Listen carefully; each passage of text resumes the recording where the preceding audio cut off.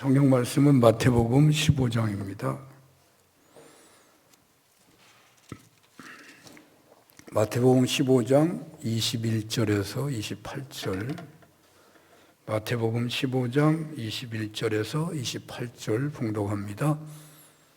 예수께서 거기서 나가사 두로와 시돈 지방으로 들어가시니 가나안 여자 하나가 그 지경에서 나와서 소리질러 이르되 주 다윗의 자손이여 나를 불쌍히 여기소서 내 딸이 흉악하게 귀신 들렸나이다 하되 예수는 한 말씀도 대답하지 아니하시니 제자들이 와서 청하여 말하되 그 여자가 우리 뒤에서 소리를 지르오니 그를 보내소서.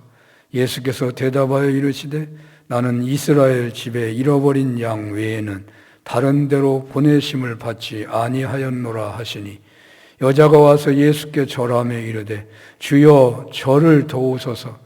대답하여 이르시되 자녀의 떡을 취하여 개들에게 던짐이 마땅하지 아니하니라. 여자가 이르되 주여 올소이다마는 개들도 제 주인의 상에서 떨어지는 부스러기를 먹나이다 하니 이에 예수께서 대답하여 이르시되 여자여 네 믿음이 크도다 네 소원대로 되리라 하시니 그때로부터 그의 딸이 나으니라. 아멘. 마태복음 15장 21절에서 28절 본문으로 가나안 여인의 큰 믿음이라는 제목으로 주님의 말씀을 증언하겠습니다. 오늘 본문 직전에 주어진 내용은 장로들의 유전에 대한 논쟁으로 되어 있었죠. 근데 오늘 본문에서 예수님께서 놀라운 행동을 보여주시는데 이방 땅으로 들어가셨습니다. 이 시간 본문 첫 절인 21절을 보면 이렇게 되어 있죠. 예수께서 거기서 나가사 두로와 시돈 지방으로 들어가시니, 이 기록은 간단하지만 여러 가지를 상상하게 하는 그런 말씀입니다. 왜 예수님께서 갑자기 이방 땅으로 들어가셨을까요? 아마 예수님께서 사마리아 땅도 아니고 이방의 땅에 가신 기록은 여기가 유일할 것 같습니다. 어찌 이런 일을 하셨을까요? 여기에 대한 여러 주석의 주장들이 있습니다. 첫째는 예수님께서 십자가에 달리게 되실 그 앞길을 생각하시면서 제자들을 훈련시킬 기회를 찾아 갈릴리 지경을 북으로 넘어 두로와 시돈 땅으로 올라가셨다는 주장입니다. 유대 땅이나 갈릴리에서는 적대자들인 바리새인들과 그 추종자들이 많고 또 이적을 요구하는 수많은 무리들을 피할 길이 없었다는 것이죠. 그래서 갈릴리에서의 제자들의 교육은, 그러니까 갈릴리에서나 유대 땅에서는 이제 제자도의 훈련을 십자가 지시기 직전에 온전하게 이루어야 하겠는데 너무나 아픈 사람이 달려들고 또 논쟁들에서 이제 예수님이 그 논쟁에 직접 나서셔서 그 논쟁을 무산시키는 현실로 인해서 예수님을 공격하는 세력들이 더욱 하나 되어서 더 강력하게 공격하는 상황이 되어서 버리니까 예수님께서는 제자들을 향한 특별한 교육과 훈련을 목적으로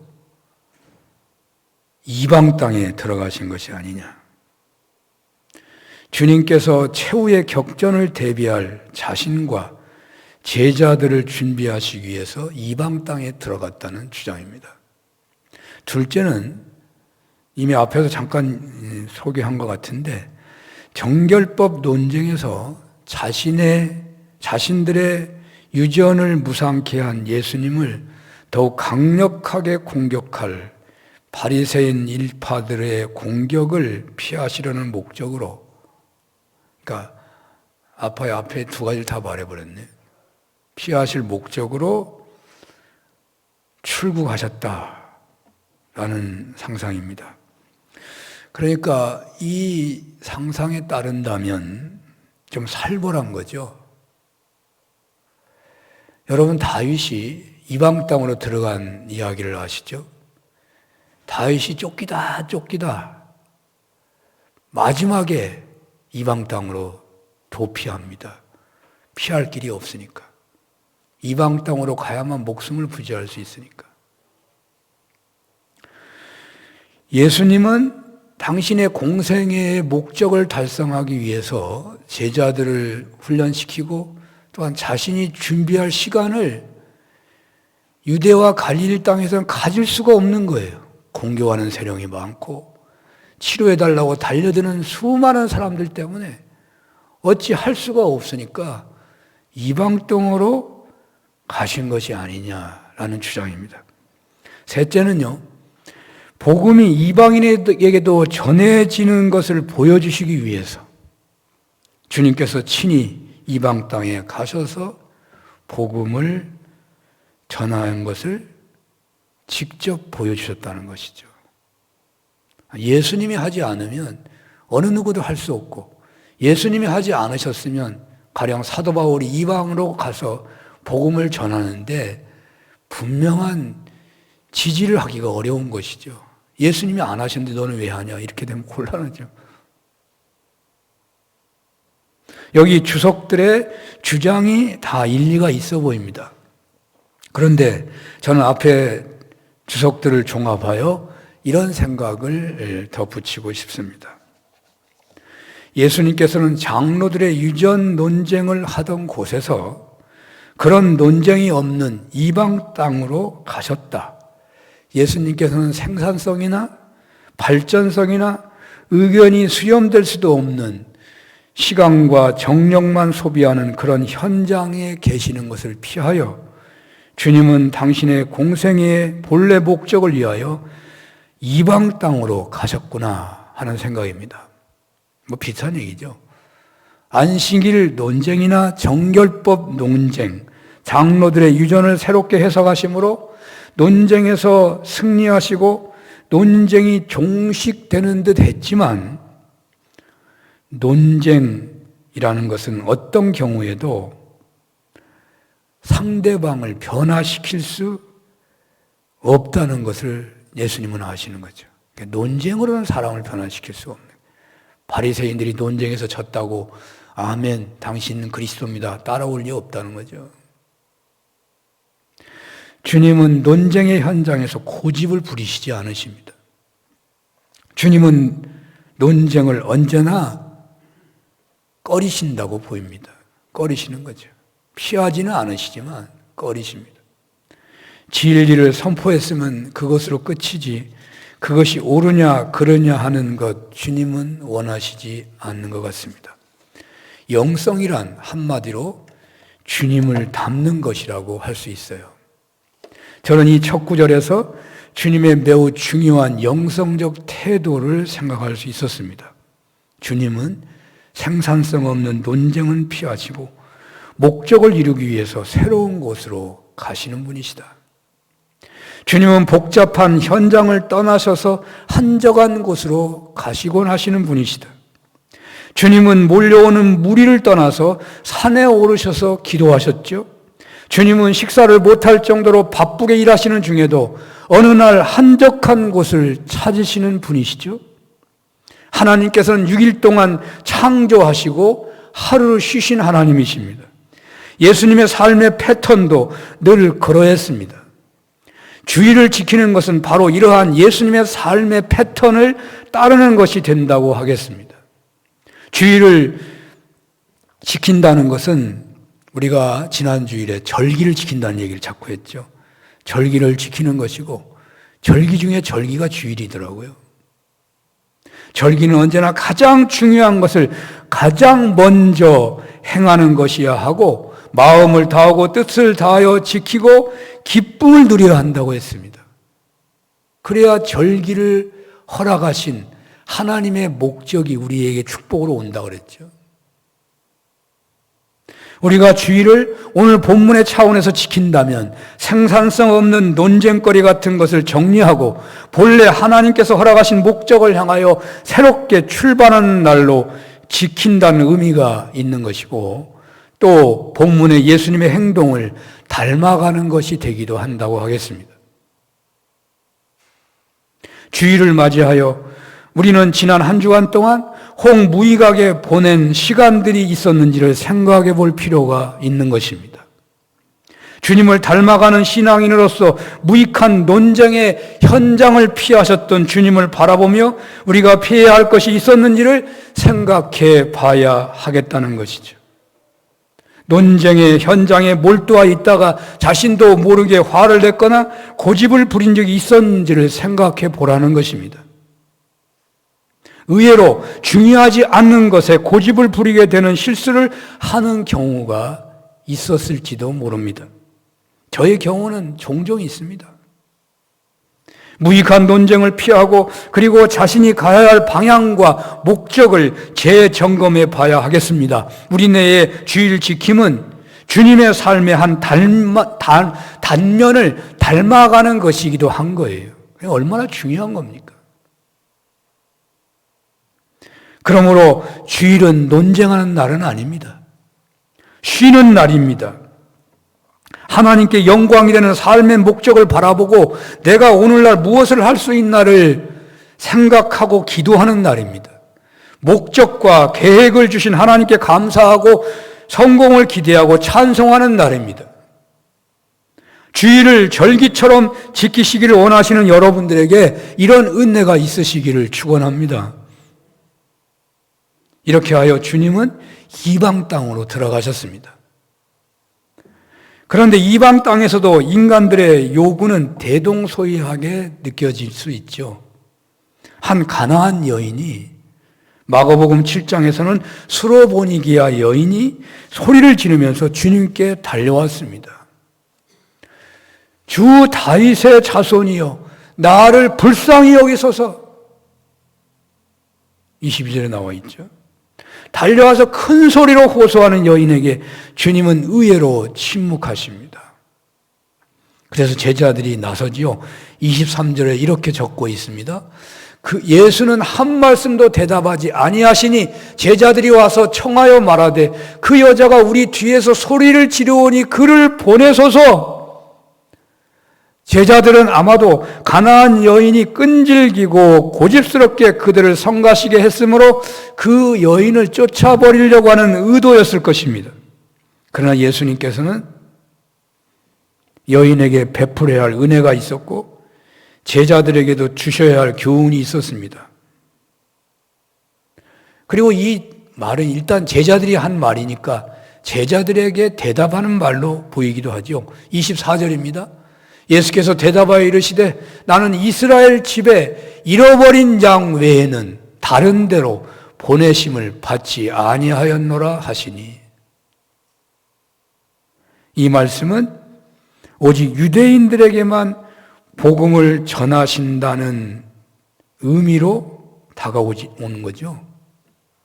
그렇지만 본문의 사건의 결론으로 가보면 예수님은 가나안 여인을, 그러니까 이방인을 거부하시지는 않으셨다고 볼 수 있습니다.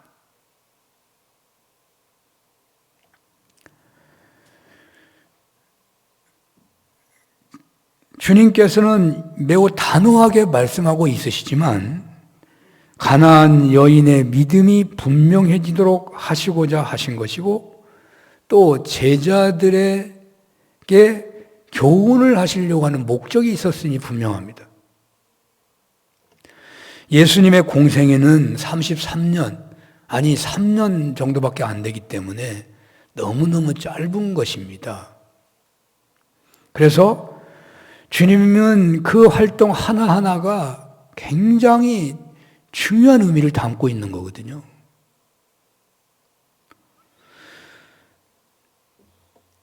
또 예수님은 구약 성경에 예언된 대로 또한 활동하셔야 되는 제약을 갖고 있는 거예요. 부활하시기 전까지. 십자가 지시고 부활하시기 전까지는 구약 말씀에 사로잡혀 있는 거의 그런 느낌을 피할 수가 없습니다. 자, 구약 성경의 예언처럼 나와 있는 말씀이 아브라함의 선택이잖아요. 그 선택에 따르면 유대인들이 이 세상의 유대인이 아닌 이방 사람들에게 구원의 메시지를 전하게 되어 있는 거예요. 그렇기 때문에 예수님 자신의 활동을 제한하고 계시는 겁니다.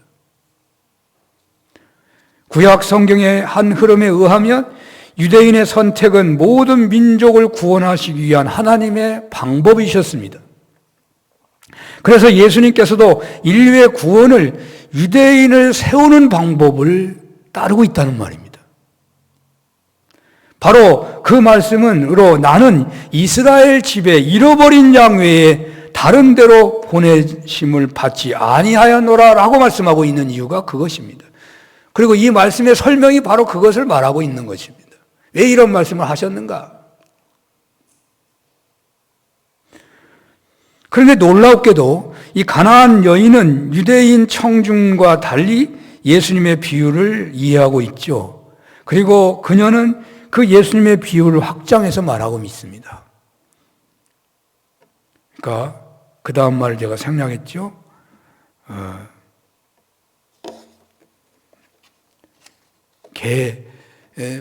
주인의 밥상에서 여기 보면은요, 자녀의 떡을 취하여 개에게 던지 마땅하지 않다 이런 말씀도 하셨잖아요.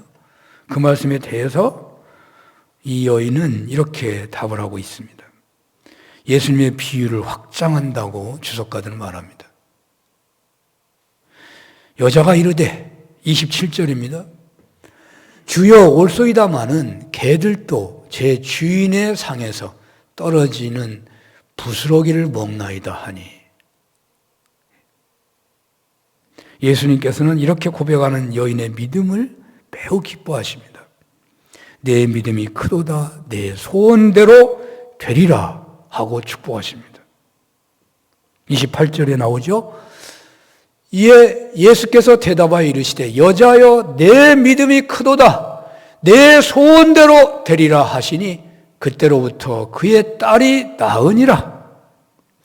예수님께로부터 이런 말씀을 듣는다면 그 사람은 지상에서 가장 행복한 사람이라고 해도 틀리지 않을 것이죠.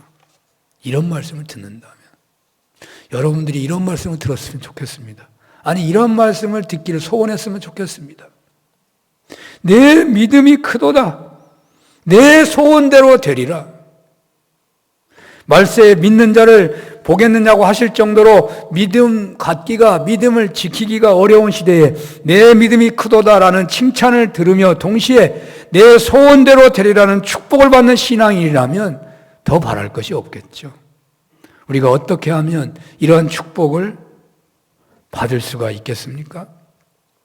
가나안 여인의 특별한 타고남 때문에 된 것이겠습니까? 저는 그렇다고 믿지 않습니다. 성경에 나오는 인물들은 특별하기 때문에 성경에 나왔다고 저는 보고 싶지 않습니다. 성경에 나온 인물은 성경을 보고 있는 모든 사람들이 따라갈 수 있기 때문에 나온다고 저는 믿습니다. 우리는 얼마든지 그렇게 될 수 있는 그런 인물들이 소개되는 것입니다. 성경은 우리네로 하여금 바로 가나안 여인 같은 믿음의 소유자가 되어서 바로 이 여인이 받은 복을 우리로 받고 누리라고 이 말씀을 주신다는 것입니다. 어떻게 그런 믿음의 사람으로 자라갈 수 있겠습니까? 우리네가 바로 이 가나안 여인과 같은 축복을 받기를 원한다면 우리는 오늘 본문을 우리에게 주시는 예수님의 말씀이라고 믿고 본문의 주인공의 신앙 태도를 사건의 재해석을 통하여 자신의 것으로 만들어 가야 할 것입니다. 어떻게 해야 하겠습니까? 첫째로 저는 이런 생각을 해봅니다. 가나안 여인이 이런 축복을 받기까지 여러 관문을 통과했는데 그 첫 번째 관문은 제자들의 경멸하는 태도라고 생각됩니다. 굉장히 중요한 관문이더라고요. 보통 신자가 돼가지고 예수 믿어가지고 은혜가 충만한데 그 은혜의 충만함을 한 걸음 더 뛰어넘어서 쓰임받는 신앙인이 되려면 반드시 관문이 통과돼야 합니다. 이 관문을 통과하지 못하면 믿음이 어린아이로 그대로 있거나 그냥 주저앉아 버리는 경우가 너무 많아요. 가나안 여인이 예수님께 도움을 청할 때에 예수님을 잘 따른다는 제자들은 그 여인을 변호해 주기보다는 불쌍한 여인이니까 도와줘야 되는데 오히려 쫓아내고자 하고 있는 거예요. 본문의 정황에서 볼 때 제자들은 그 가나안 여인이 소리를 지를 때 조용히 하라고 제지했을 수도 있습니다. 떠들지 말으라고. 23절을 보면 제자들이 말하잖아요. 이 여자가 우리 뒤에서 소리를 지르니 이 여자를 좀 우리가 떠나보내려고 하는데 가지 않는다고 주님이 한 말씀해서 이 사람 좀 떠나보내게 해달라고 뭐 그런 말 아니에요?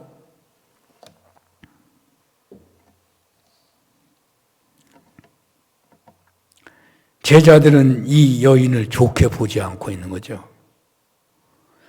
딸이 귀신이 들렸으니 아마도 귀신 들린 모습의 형상을 했을 수도 있습니다. 딸이 흉악한 귀신에 들렸으니 어머니인 이 여인도 거의 단정한 차림이 아니었을 것 같습니다. 추하고 냄새나고 고래고래 소리지는 여인을 제자들은 결코 환영할 리가 없습니다.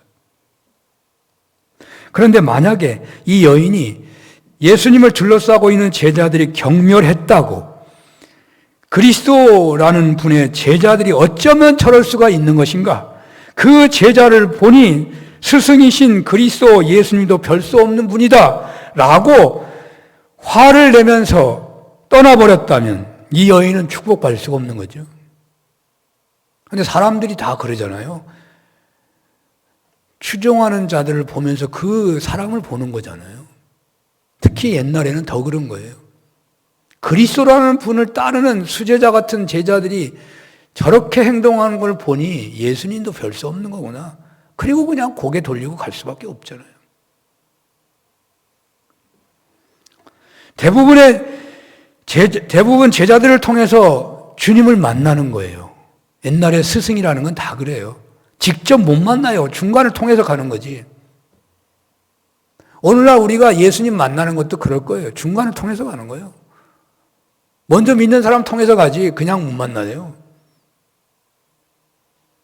제자들이 기분 나쁘게 경멸하고 있으니 화가 나서 주님을 만나고 싶은 마음이 사라질 수도 있었을 것입니다. 그러나 이 여인은 예수님의 주변 사람의 태도에 아랑곳하지 않고 오직 주님만을 바라보았다는 것입니다.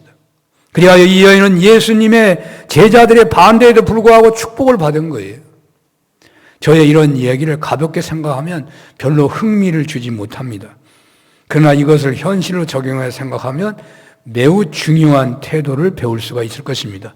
오늘날 예수 믿다가 실족하는 분들을 보면 예수님 바로 지근거리에 있는 소위 신앙생활 잘하신다는 분들의 태도 때문에 그들의 권면 또는 그들의 무시하는 듯한 행동 때문인 경우가 얼마나 많은지 모릅니다. 발등에 불이 떨어졌는데 그래서 기도에 전념하려고 하는데 신앙생활 잘한다는 분이 그게 기도한다고 되는 것이냐? 열심히 먼저 뛰어다녀야지. 이렇게 말하기 쉬워요. 그 말 한마디에 그 하나님을 향한 마음을 포기하는 예가 있다고 있을 것입니다. 그것은 우리네 신앙 행위가 의외로 다른 사람들의 영향을 많이 받는다는 것을 보여주는 거예요. 우리가 여기 신앙생활 하는데 하나님만 바라보고 신앙생활하는 사람 거의 없을 거예요. 우리 성도들의 삶을 보고서 아마 이곳에 처음 오는 분들은 대부분 그럴 거예요. 이 교회가 어떤 교회인가? 하나님 살아계시는 분명히 믿지만 이 교회 공동체 안에 들어오기는 어려워요. 우리의 신앙의 삶이 잘못되어 있거나 부족하면 그렇다는 말이죠. 여러분들의 궁구한 문제로 지금 예수님을 향하여 구하고 찾고 두드리고 있으시다면 예수님을 잘 믿는다는 어떤 사람의 신앙태에 의하여 그 의욕이 꺾여서는 안 되는 것입니다. 예수님을 잘 믿고 따른다고 해서 그 사람이 예수님처럼 완전한 거 아니에요. 그 사람이 여러분과 똑같은 현실에 놓여 있는 것 또한 아니에요. 그래 다른 생각할 수 있는 거죠. 어떤 경우는요, 보통 일반 사람의 윤리보다 잘 믿는다는 사람이요, 더 떨어질 수도 있는 거예요. 잘 믿다 보니까 윤리를 잘 몰라. 본문에서 예수님의 제자들은 기분 나쁘게도 쫓아 보내소서라고 이야기를 했습니다. 이와 같이 오늘날 예수님을 찾고 있는 많은 사람들 중에는 제자들과 같이 신앙생활 잘하는 분들에 의해서 그 신앙의 의욕이, 그러니까 예수님을 찾고 있는 많은 사람 중에 제자들 때문에 그런 것처럼 신앙생활 잘하는 사람들 때문에 신앙 의욕이 꺾어지는 경우가 있다고 말해요. 아마 여러분들도 그런 경험을, 그런 시험을 받은 적이 있을 거예요. 여기 가나안 여인은 이런 상황에서 결코 주님께 매달리는 것을 포기하지 않으십니다. 우리가 잘 아는 세상, 사람을 보며 세상을 볼 때 만족함이 없었네. 나의 하나님 주님을 볼 때 나는 만족하겠네. 뭐 이런 노래가 복음성가가 있잖아요. 우리는 주님만 바라보며 똑같은 신뢰와 믿음으로 주님께 계속해서 나아갈 수 있어야 합니다. 바로 이 태도로 이 가나안 여인은 축복을 받게 되는 가장 힘든 첫 번째 관문을 통과한 것이죠. 사람을 보지 마시고 주님만 바라보시는 은혜가 있으시기를 바랍니다.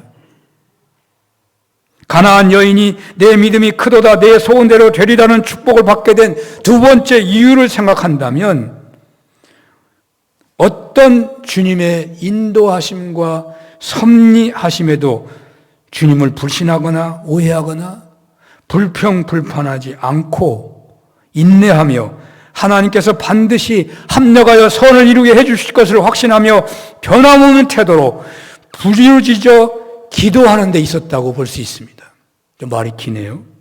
불평불만하지 않고 하나님의 인도하심을 인정하는 겸손과 인내로 부르짖어 기도하는 태도를 가짐으로 이 여인은 축복의 주인공이 된 것입니다. 이 여인은 제자들의 격려를 받았습니다. 또 이스라엘 집에 잃어버린 양 외에는 다른 데로 보내심을 받지 아니하였노라는 말도 들었습니다. 이 말씀은 유대인들 사이에서는 당연한 말들이겠지만 급하기만 한 이방인인 가나안 여인은 이 말씀이 매우 섭섭할 수도 있고 화가 날 수도 있었을 것입니다. 그래도 이 여인은 조금도 언짢은 표정을 보이지 않고 여전히 겸손하게 절하면서 도움을 청하고 있습니다. 그런데 이제 이 여인은 아주 결정적인 말을 듣습니다. 자녀의 떡을 취하여 개들에게 던짐이 마땅치 아니하니라 하는 말씀이죠. 흉악한 귀신에 들려서 언제 죽게 될지 모르는 딸을 위해 매달리고 있는 어머니로서는 오해하기 쉬운 말씀이고 너무나도 인정 없는 말씀이고 섭섭한 말이고 화가 날 수도 있는 그런 말입니다. 사람이 급하면 법을 쉽게 무시하는 법이에요. 법을 쉽게 그냥 안 지켜요. 급하면 저 같은 경우도 참 죄송한데 하나님 앞에서 죄송하고 시골 가가지고 어디 갔는데 시간이 늦어졌어요. 급하면 그냥 돌아버려. 그냥 운전하면서 돌려버려요. 아, 그거 참 엄청 죄인데. 잘못한 거죠. 제가 이런 것을 봤습니다. 어떤 아주머니가 학교 정문에서 경비하는 아저씨에게 듣지 못할 욕을 듣고 있더라고요. 막 그냥 경비 아저씨 화를 내는 거예요. 근데 그날 시험 보는 날이에요.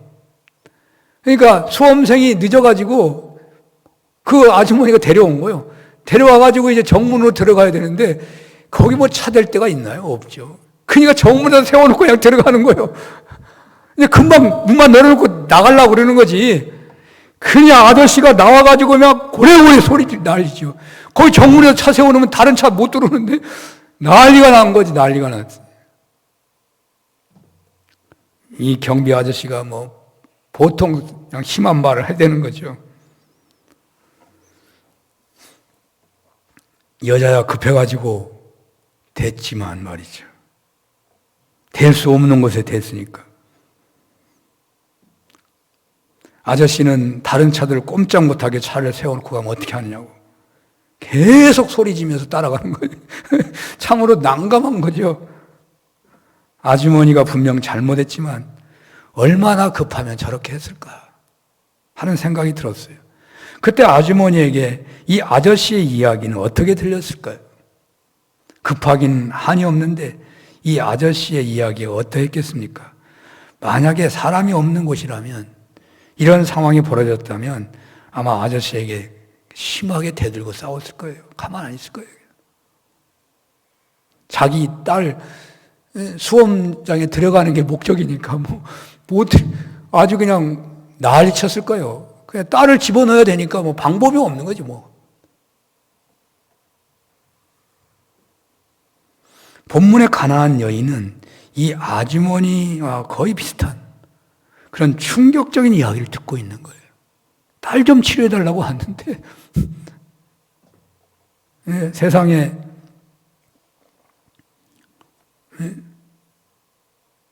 개 취급을 하고 있는 거예요. 개 취급을.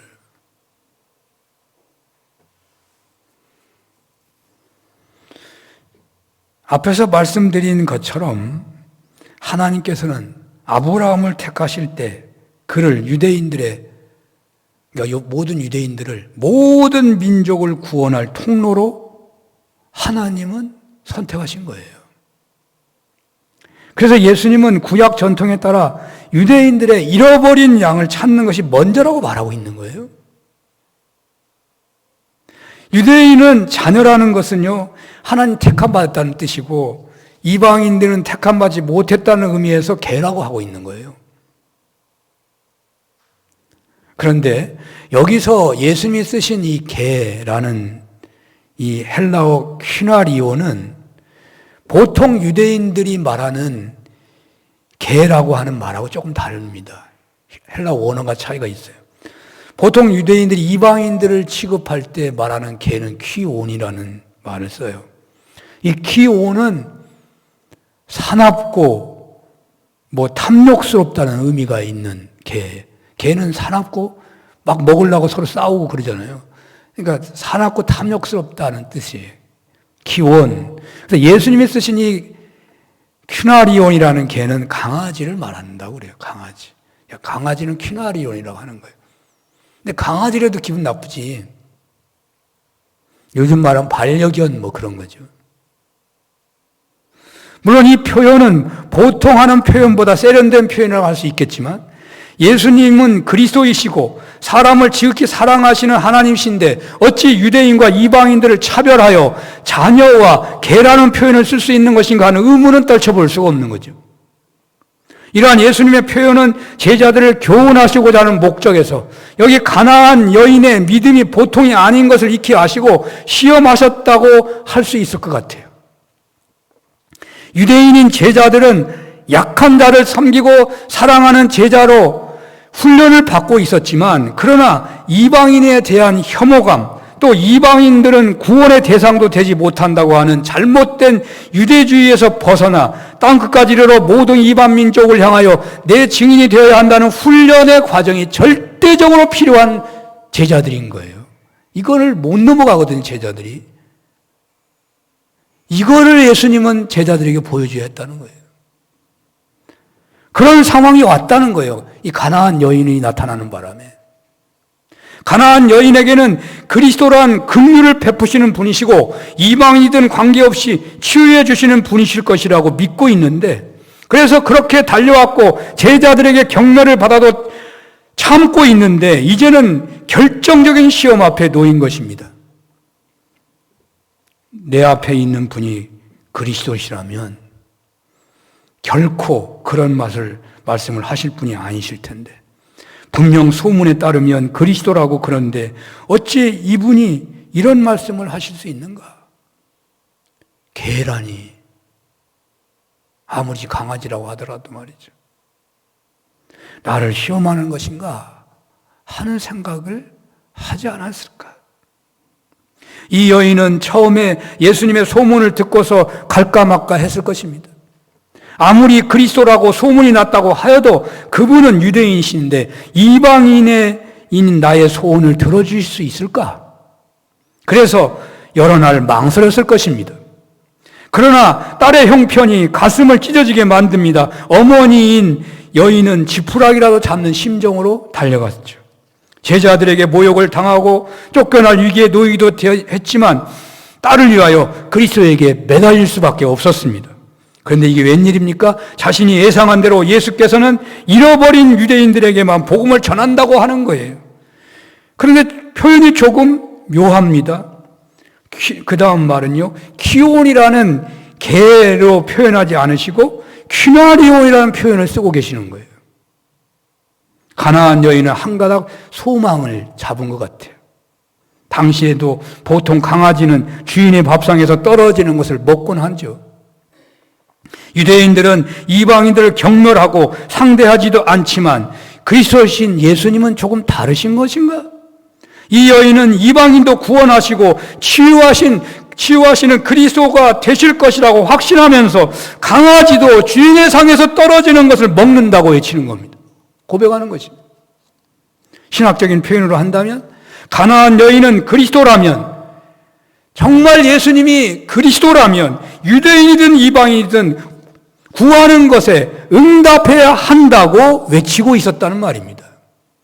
이 가나안 여인은 정말 그리스도에 대한 참된 고백을 지금 세상에 드러내고 있는 겁니다. 예수님은 이방인이든 유대인이든 다 구원하시는 그런 분인 것을 확실하게 증거하고 있다고 말입니다. 당대 유대인이라면 꿈도 꾸지 못하는 놀라운 고백을 하고 있는 것입니다. 이 내용은 제자들이야말로 반드시 알아야 하고 믿어야 할 교훈이었습니다.